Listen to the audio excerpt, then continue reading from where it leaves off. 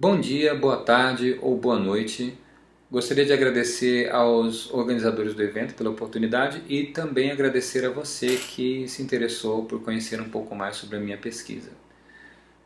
O meu tema é a polêmica do discurso de escola sem partido e eu me interessei por ele porque eu sou professor de rede pública de ensino fundamental e tenho percebido muitos efeitos, muitos reflexos desse discurso nas relações dentro da escola, relações com os alunos, com a comunidade escolar de uma maneira geral, e achei que era importante saber mais sobre isso. Para estudar em que medida o Escola Sem Partido é um discurso polêmico, quem seria o seu outro, o discurso rival, como esse discurso rival é representado dentro do discurso de Escola Sem Partido e vice-versa.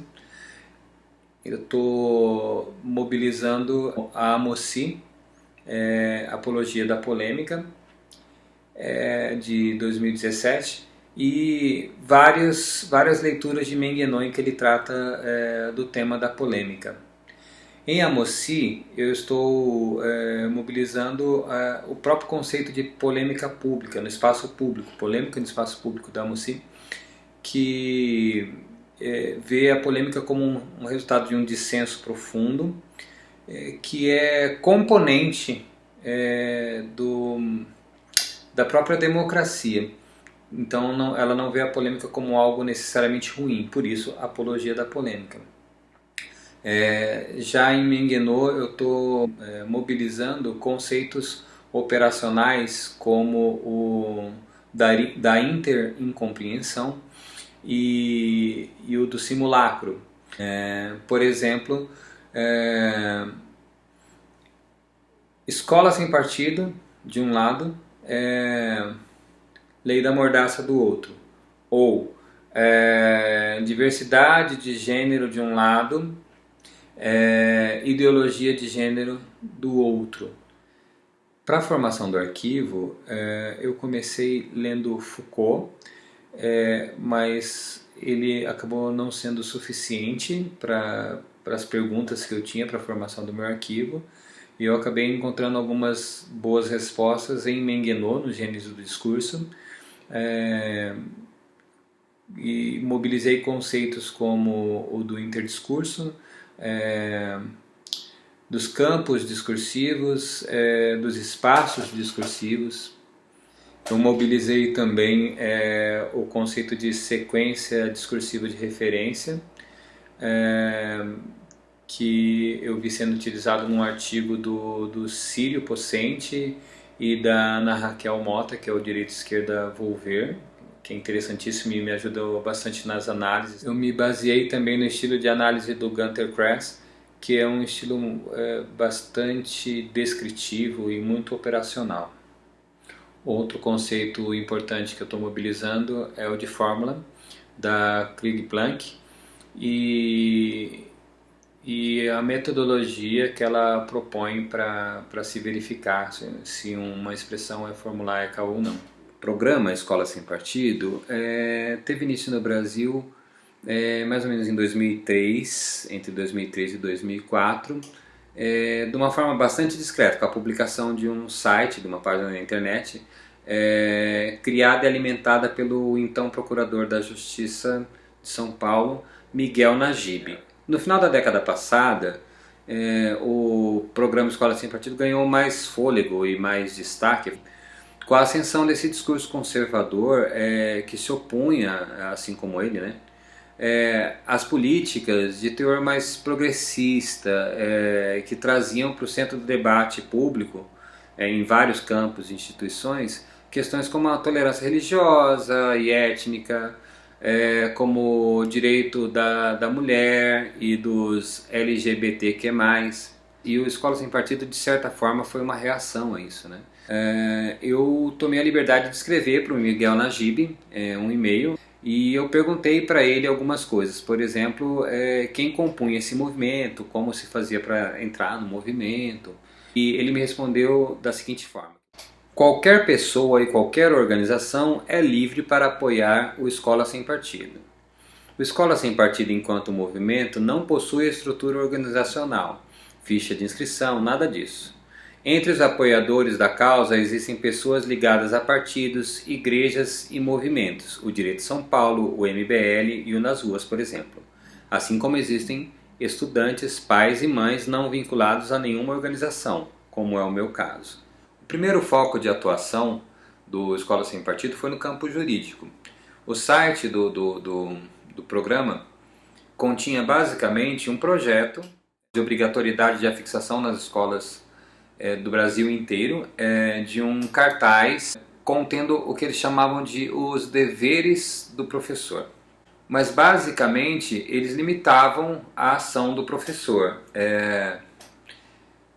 e expunham, digamos assim, o professor a um julgamento dos alunos em sala de aula quanto àqueles itens que estavam ali, enfim, listados. O texto desse cartaz passou a ser a minha sequência discursiva de referência. A análise desse cartaz gerou alguns resultados muito interessantes para a pesquisa. Principalmente se a gente pensar em duas situações diferentes. A gente lê esse cartaz sem saber a história que gerou esse cartaz, o movimento ao qual ele está ligado, enfim, que o gerou, né, que o criou. Toda a cenografia envolvendo o local onde ele vai estar afixado, ou estaria se a lei tivesse sido aprovada, né, que é uma sala de aula num tamanho enorme de quase 90 centímetros por mais de 60 centímetros, em que o professor estaria dando aula no exato momento em que aquele cartaz estivesse ali afixado, bem visível para todos os alunos. Se a gente ignorasse toda essa cenografia e toda essa história, toda essa memória que a gente ainda vai falar sobre esse cartaz, ele não teria grande problema, porque parece óbvio algumas coisas que ele fala, parecem coisas simples da ética profissional do professor, como por exemplo, não se aproveitar da audiência cativa para promover seus próprios interesses. Parece óbvio, ético isso, né? Não tem muita discussão ética aqui. Ou como, por exemplo, o professor não favorecerá nem prejudicará os alunos em razão de suas convicções políticas, ideológicas, morais ou religiosas, ou da falta delas. Enfim, parece óbvio que o professor não possa prejudicar um aluno por ele, enfim, ter uma convicção diferente da do professor, né? Ou favorecer aquele que tem uma convicção próxima da do professor. Isso tudo parece muito evidente. E esse aqui é o grande lance de analisar a Escola Sem Partido. A questão é que esse cartaz ele não está isolado, despregado de uma formação discursiva, de uma história, né? E quando a gente recoloca tudo isso na análise, aí é que a gente tem uma verdadeira dimensão discursiva do que ele representa. Eu vou ler um trecho da análise que eu fiz desse cartaz.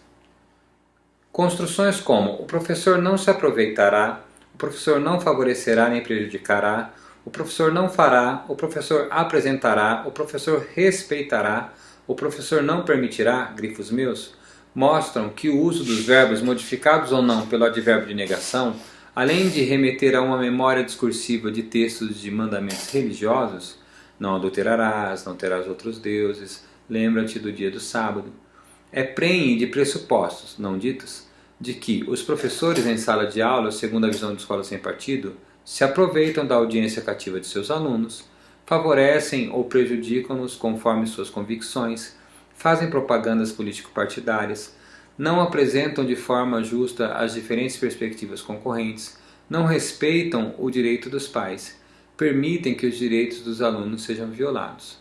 A fixação dos cartazes com tais dizeres, portanto, como havia dito Najib, seria uma forma de conscientizar os estudantes sobre os direitos que correspondem àqueles deveres, a fim de que eles mesmos possam exercer a defesa desses direitos. Mas a análise feita indica que pode ser uma forma de colocá-los em alerta contra os professores, que seriam potenciais aproveitadores, injustos, militantes de partidos, tendenciosos, usurpadores de direitos dos pais, de educar moralmente seus filhos, negligentes para com os direitos dos alunos de serem respeitados em suas convicções, que porventura divergem das convicções de seus professores e ou de seus colegas. Mas se estamos de acordo que um professor que agisse dessa maneira que é descrita nessa análise que eu acabei de fazer, não seria um professor ético, não seria um professor que estaria desempenhando o seu papel de professor mesmo, ele estaria desempenhando um outro papel, como por exemplo um do militante, que é descrito ali pelo Escola Sem Partido. Então, onde reside a polêmica, né? Onde ela está?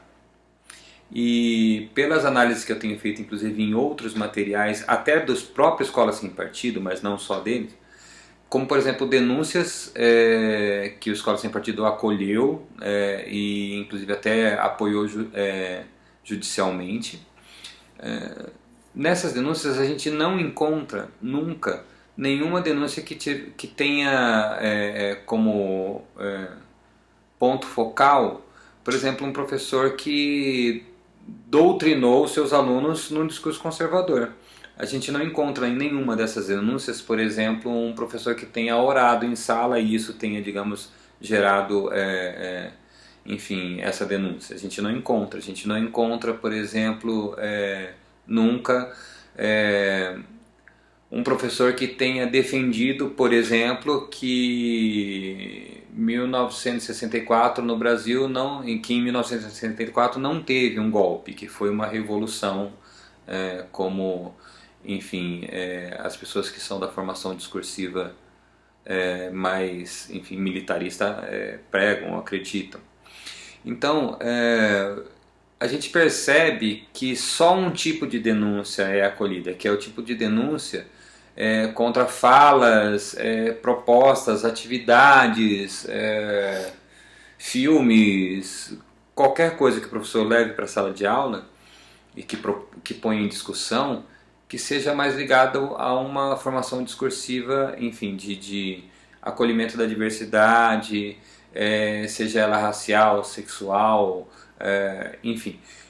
São essas as denúncias que são feitas. Está muito agora comum o Escola Sem Partido acolher denúncias de professores que falaram mal do governo Bolsonaro ou de algum ministro desse governo. Eu tenho alguns exemplos assim também. Então a gente percebe que a polêmica está aí.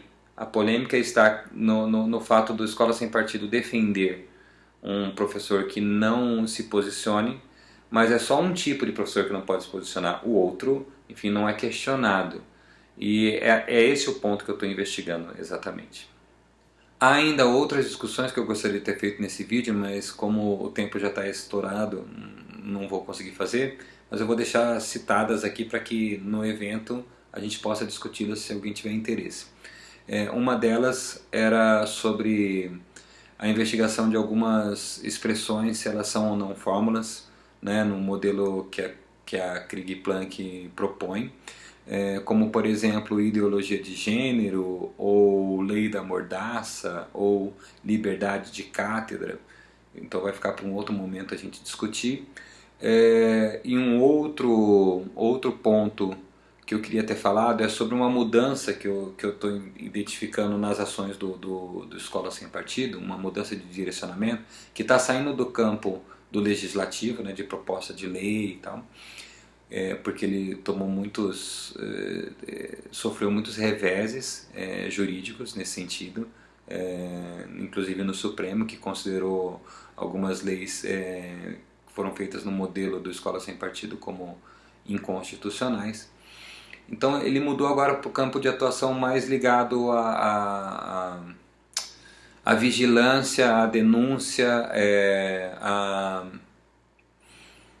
enfim, a monitoração e pressão sobre os professores no seu fazer pedagógico dentro de sala de aula. Mas isso realmente a gente deixa para discutir no dia.